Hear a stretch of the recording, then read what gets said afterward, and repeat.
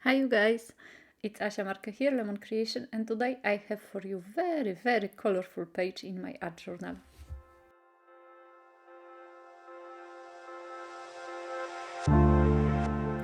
I decided to do a voiceover today, it's been a long time, and I also decided to do something not complicated, but not very easy. I feel like lately my projects were quite easy and quite quick, so I decided to spice up things a little bit.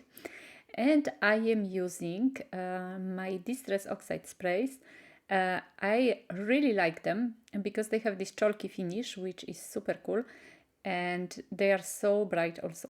I'm working on a mixed media paper, A4, and I was spraying the paper with saltwater taffy and mustard seed, and right now I'm adding a little bit of seedless preserves. Normally when you add kind of a violet with a yellow, you have to be careful not to do a matte color, so brown, but these are actually working quite well together. But just to be on the safe side, I decided to quickly, after spraying, add a tiny bit of water and remove the excess of the water and paint with the tissue, just to be sure that the paints with water don't stay too long on the paper and don't get this matte effect. But somehow they didn't, so yay! And you could let it dry, of course, and wait for the effect the paint will make while drying on its own or with a heat gun.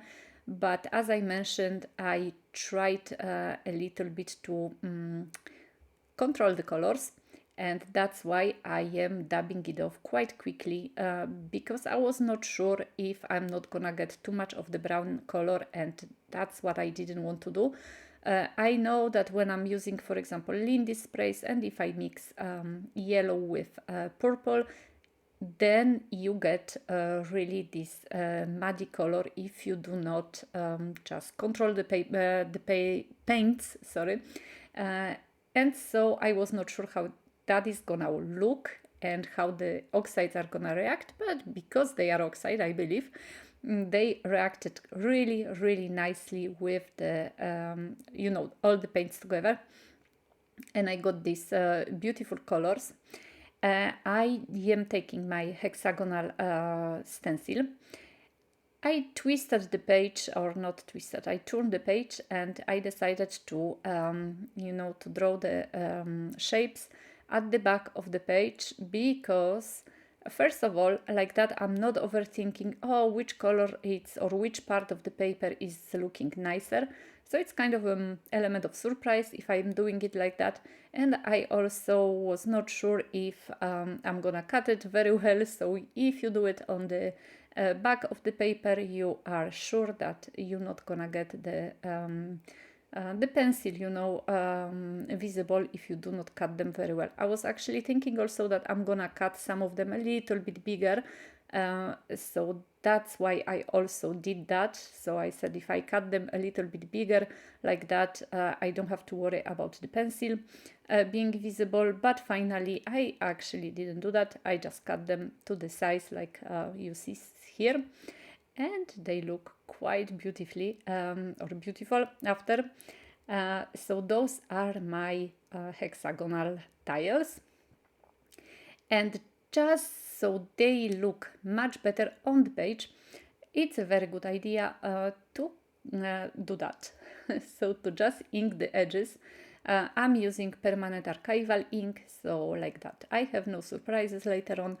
And I use my old pad, which is strictly right now left for doing just that, the edges of the projects I'm making.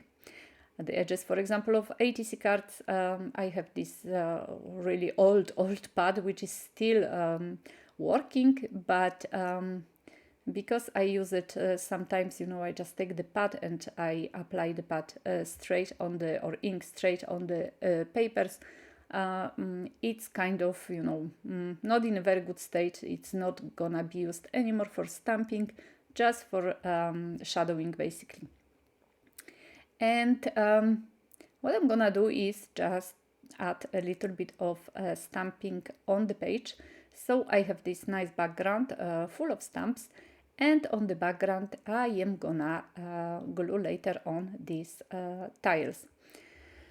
And for now, all I'm gonna do is just add some stamping with this time VersaFine ink.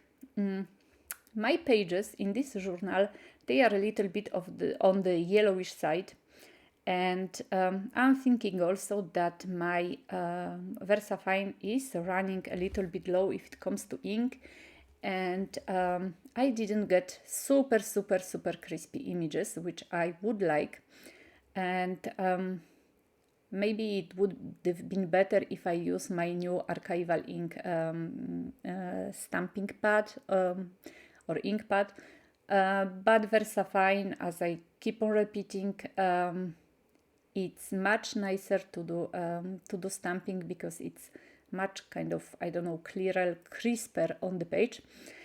And so the whole idea right now is to just add stamps here and there and make just this kind of, you know, this background. As always, I put my stamps in one place, even if they overlap each other. It's not a big deal, because like that, once again, it's much pleasing to the eye. If I was to put stamps all over the page, it wouldn't be as effective. So I always do it kind of on one side of the page, and just continue like that. And after adding the stamps, I wanted to add a little bit of colors. So I use exactly the same sprays, distress oxide sprays. And of course, as always, the full list of products you're gonna find in the description box underneath this video. So you can just go there and see exactly the full list of products I used in this video. And so I use all three colors. And I was thinking at the beginning that I'm just gonna leave it like that with the splatter. But then I took my Mini Mister and I decided to try to spray it a little bit. And that was a good idea, I think, because look at that, guys. It looks so nice. Sometimes, you know, when you don't know how to apply the paints onto the page, it's a good idea to actually spray it, like make a splatter and then spray it with water. And so like that, you have this beautiful element of surprise also. And it looks very, how do you call it? It doesn't look like you overthink too much, and it just works so nicely. Beautiful colors. I really love these paints from Team Holtz. I started using them not that long ago because I was actually not believing that they are any good. No, maybe it's not even that I didn't believe that they are any good. I just have my Distress Oxides inks, and I was thinking why buying you know, the spray if I have the inks. But I'm happy I did it. And here I have a few pages of my last 3 digital files, which I uploaded, I think, today and yesterday. And so I decided to go with one of those files. I decided to go with the Urban Children. And I cut 3 of them. I was not sure which one will work the nicest with the page. As you can see, they have, all of them, they have kind of yellowish shoes. But the bigger one kind of stand out the most, and it gave more, I don't know, contrast to the page. So I went for this boy. But I was still missing a little bit of black. And I was thinking to add some black splatter, which I will at the end. But I use one of my stamps, like partial print, and add a little bit of splatter. This is the stamp from So Texture, so it's a splatter stamp, and I use only a small part of it. And now I'm adding black china ink to do a little bit of splatter. I removed the boy because it was not glued to the page, and I didn't want to splatter on him. But I wanted some splatter also on my hexagonal tiles because just to add a little bit again of contrast to them. And I took my Fineliner. This is actually a brush Fineliner from Ohuhu. Super cool. They don't only do the markers, alcohol markers, they also have fineliners, and I'm really, really happy with them. And because I lost my ruler somewhere, I think I gave it to one of my children, and I didn't recover. I decided to just do the straight lines using acrylic block, and I added a little bit of these straight lines because, as I mentioned earlier, my ink is kind of drying and the image was not crisp. I couldn't also use the stamping platform, which is not really possible with a journal of this size. I mean, it's quite bulky, so I couldn't do that. So I add additional lines, and I also fix some of the lines which weren't very well stamped, and like that I have this crisp black, which is super cool. And I also decided to add some like a shadowing to the tiles. The first tile I add the shadowing to three sides, one side too many, it should be two, and so for the next I add to two sides.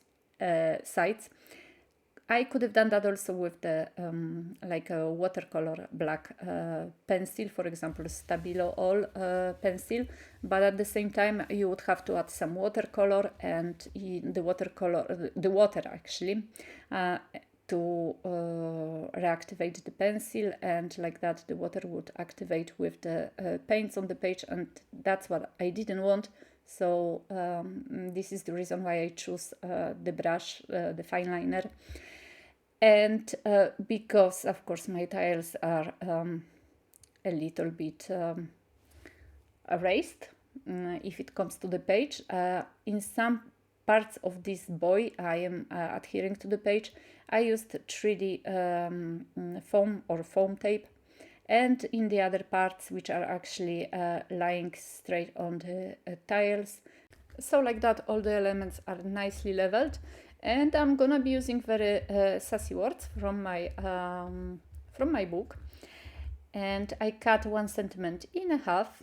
And because this boy looks a little bit almost sad, but well, I prefer not to think that he is very sad, but I still add a little sentiment which says, "Dear future, I'm not ready." So I was not sure where to put the second part of it, but I decided to add a little bit on his trousers, and here we go. That's the finished page. I hope you like it. It's very colorful and very nice, even though the boy maybe looks, as I mentioned, a little bit sad, but in general I wanted to have, like, you know, a positive, colorful page. Thank you so very much for watching. As always, thank you very much for subscribing, for checking out my shop. I right now have a sale in it, and so I'm wishing you a beautiful, beautiful weekend, and I hope I'm gonna see you in my next video. Bye bye, guys.